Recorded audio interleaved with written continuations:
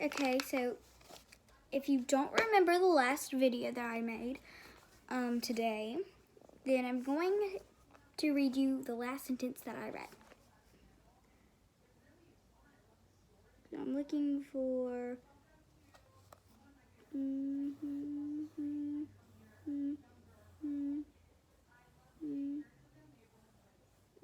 She began her usual ritual of looking around to prove herself that the pile of clothes in the corner wasn't an animal, that the tip-tap, tap-tap-tap in the window right now was just ice and not someone trying to get her to look up.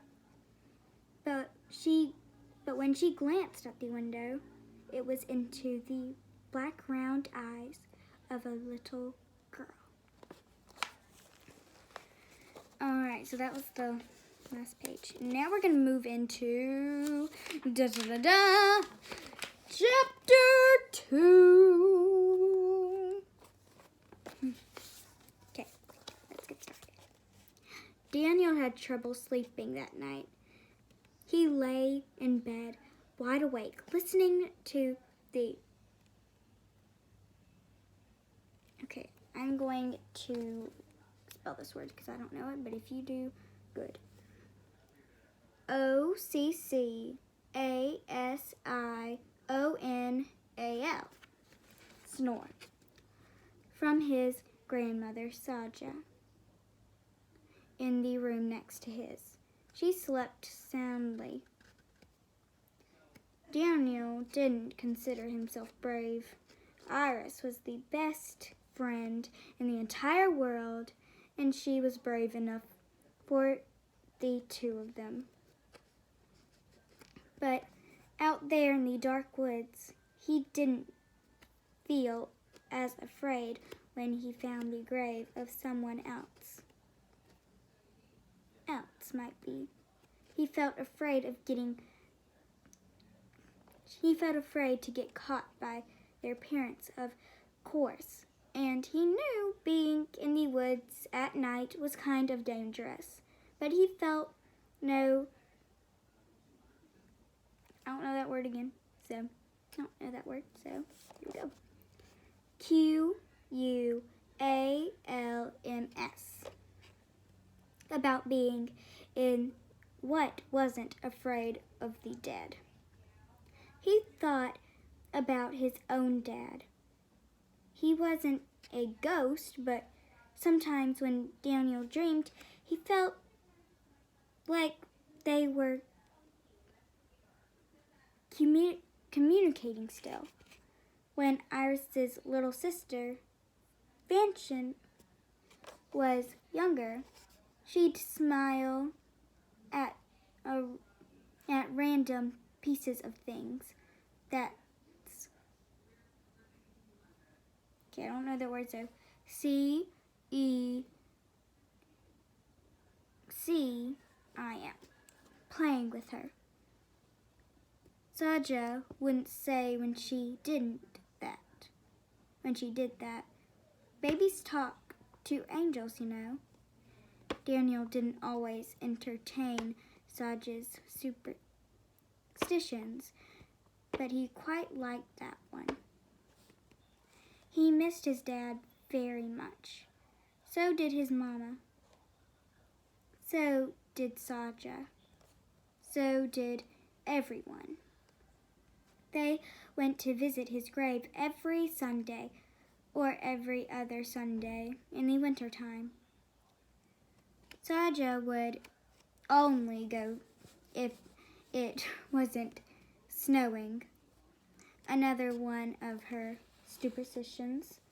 Mama and Saja would lay their flowers down and rub the tombstone so much nicer than the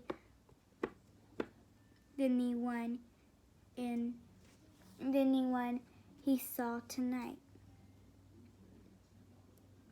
And Daniel would just stare, just taking in the fact that his dad was okay now.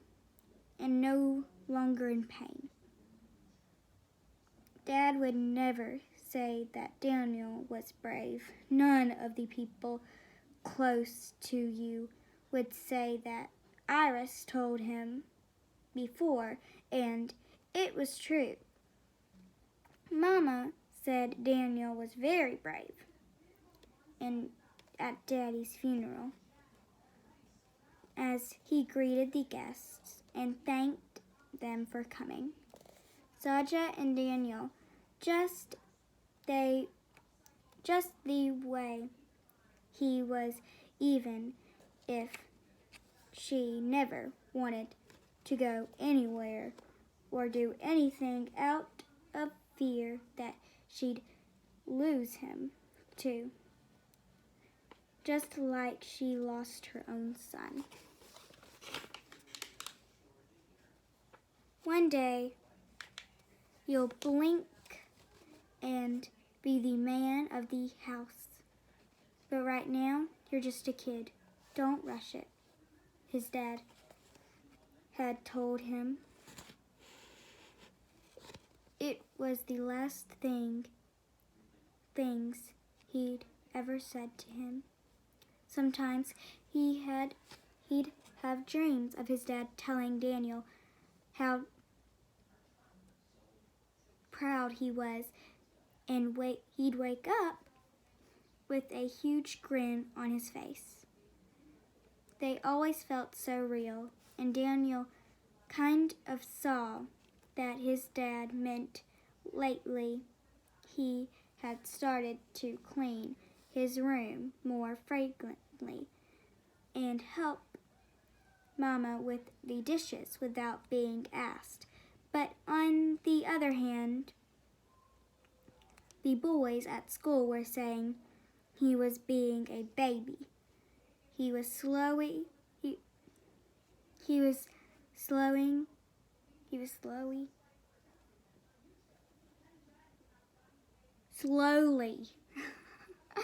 This is slowy.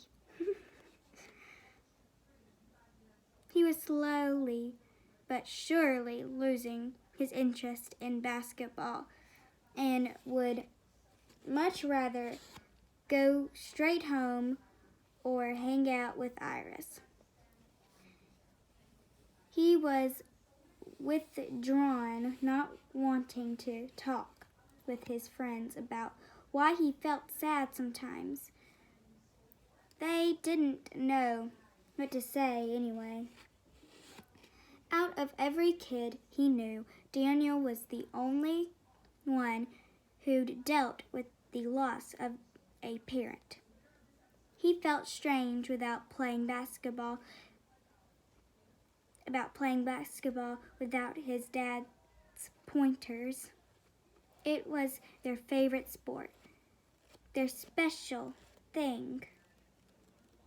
Plus, his mom or Saja would be worried if something happened to him, if he accidentally hurt himself on the court or something. It was best to stay close by and follow the rules. You need to grow up, his friends would say.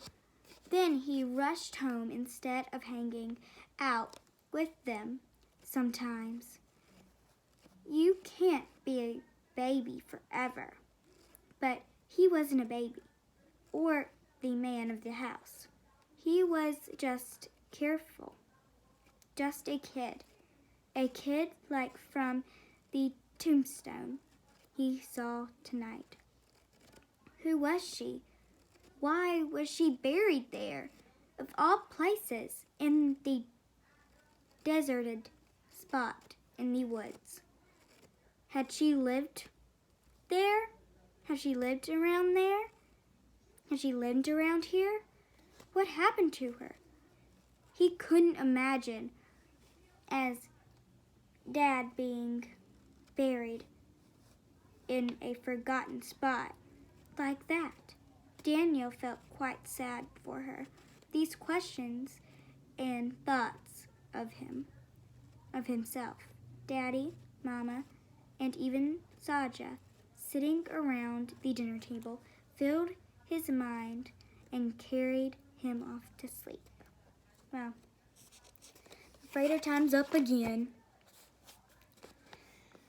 And, well, come see me next time for the Forgotten Girl book. Bye.